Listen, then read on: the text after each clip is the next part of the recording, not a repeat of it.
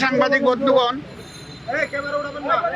আমরা আপনাদের মাধ্যমে আমাদের প্রিয় দেশবাসীকে জানাতে চাই যে আমরা সবাই অবহিত আছি 15.5 বছরের দুঃশাসন অপশাসনের পর আগস্টের 5 তারিখ এই দেশে একটা গণ অভ্যুত্থানের মাধ্যমে পরিবর্তন এসেছে। যে পরিবর্তনকে এদেশের আপামর জনগণ অভিনন্দন জানিয়েছে। আমরা আরেকবার এই গণ অভ্যুত্থান যাদের নেতৃত্বে সংগঠিত হয়েছে, যারা জীবন দিয়েছেন, দেশে প্রবাসে যারা অংশগ্রহণ করেছেন, তাদের সকলকে দেশবাসীর পক্ষ থেকে বিশেষভাবে আমাদের দলের পক্ষ থেকে অভিনন্দন এবং কৃতজ্ঞতা জ্ঞাপন করছি। এ সময় যারা নিহত হয়েছেন, আল্লাহ তাআলার দরবারে তাদের আত্মার মাগফিরাতের জন্য দোয়া করছি। যারা আহত হয়েছেন তাদের সুচিকিৎসা নিশ্চিত করার জন্য আমরা সরকারকে আহ্বান জানিয়েছি এবং আল্লাহ তাআলার দরবারে তাদের সুস্থতা কামনা করছি। প্রিয় সাংবাদিক বন্ধুগণ, আপনারা জাতির বিবেক আর মিডিয়া জাতির দর্পণ, কিন্তু 15.5 বছর বিভিন্ন কারণে অনেকে তার বিবেক অনুযায়ী কাজ করতে পারেননি। অনেক ক্ষেত্রে বাধ্য করা হয়েছে সমাজকে বিভ্রান্ত করার জন্য, সরকারকে অবৈধ সুবিধা দেওয়ার জন্য মিথ্যা বানায়ট বিভিন্ন সংবাদ পরিবেশনের, যার সবচেয়ে ওয়ার্স্ট সাফারার বা ক্ষতিগ্রস্ত পক্ষ হচ্ছে বাংলাদেশ জামাত ইসলামী। কিন্তু আমরা অতীত নিয়ে গাড়তে চাই না। আমরা দেশবাসীকে সাথে নিয়ে সকলের সহযোগিতায় দেশটা সামনের দিকে আগাক, সেই জায়গাটাই আমরা অবদান রাখতে চাচ্ছি। এই জন্য অতীতে যা হয়েছে আমরা পিছনে ফেলে দিলাম। তবে যারা সুনির্দিষ্ট অভিযোগে অভিযুক্ত, যারা মানুষ খুন করেছেন, গুম করেছেন, লুণ্ঠন করেছেন, দেশের সম্পদ বিদেশে পাচার করেছেন, আয়নাগর তৈরি করেছেন, দিবারাত্র মানুষের উপর ত্রাসের রাজত্ব কায়েম করেছেন, তাদের বিচার, তাদের উপরে ন্যায় বিচার নিশ্চিত হোক, এটা আমরা দাবি করি। আমাদের উপর যেমন জুলুম করা হয়েছে, তাদের কারো উপর জুলুম করা হোক, সেটাও আমরা চাই না। আমরা চাই যে ন্যায় বিচারের মাধ্যমে সবাই যেন তার অপরাধের সঠিক পাওনাটা বুঝে পায়।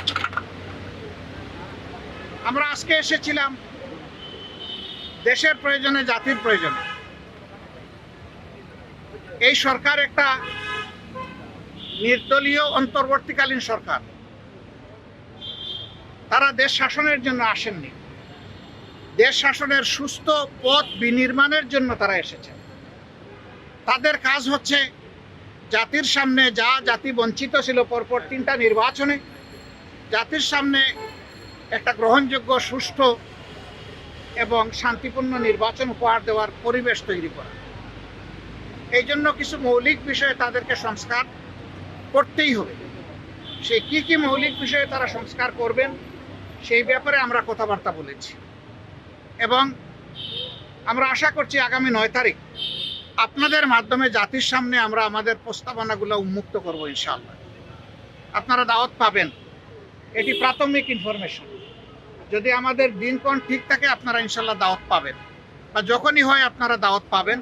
আমরা অবিলম্বে আমাদের চিন্তা জাতির সামনে তুলে ধরব যে কি সংস্কার এই মুহূর্তে প্রয়োজন, কি সংস্কার পরবর্তী পর্যায়ে আমাদের লাগবে, সেই জিনিসগুলো আমরা জাতির সামনে তুলে ধরব। এর পাশাপাশি দেশের চলমান আইন শৃঙ্খলা পরিস্থিতি নিয়ে এখানে কথা হয়েছে এবং এই ক্ষেত্রে জনগণ আর বর্তমান সরকার একসাথে কিভাবে পারস্পরিক সহযোগিতার মাধ্যমে আইন শৃঙ্খলা পরিস্থিতির আরও উন্নয়ন সাধন করতে পারে এবং সকল ধরনের ষড়যন্ত্রের বিরুদ্ধে জাতিকে ঐক্যবদ্ধ রাখতে পারে, সেই বিষয়গুলো নিয়ে আমাদের এখানে কথাবার্তা হয়েছে।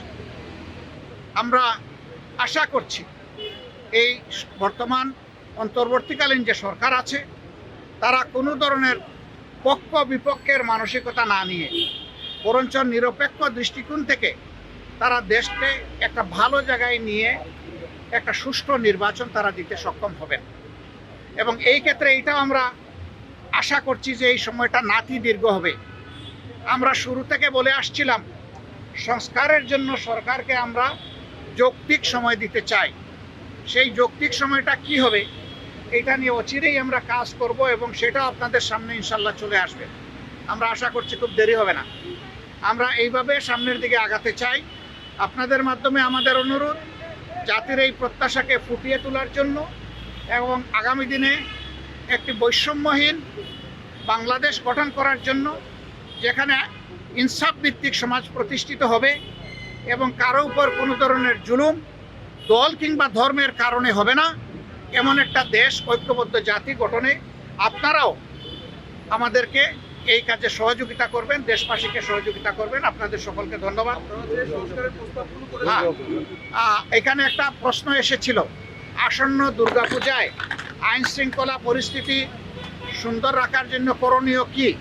আমরা সেগুলো আলোচনা করেছি।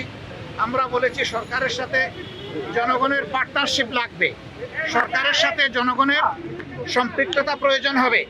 এই সরকার এবং জনগণ মিলে, আইন শৃঙ্খলা বাহিনী এবং জনগণ যদি একসাথে কাজ করে, আমরা আশা করছি একটা অভূতপূর্ব দুর্গাপূজা আমাদের হিন্দু ধর্মের ভাই বোনেরা তারা উদযাপন করতে সক্ষম হবে। আমরা সেটা আশা করি। আপনাদের সকলকে ধন্যবাদ।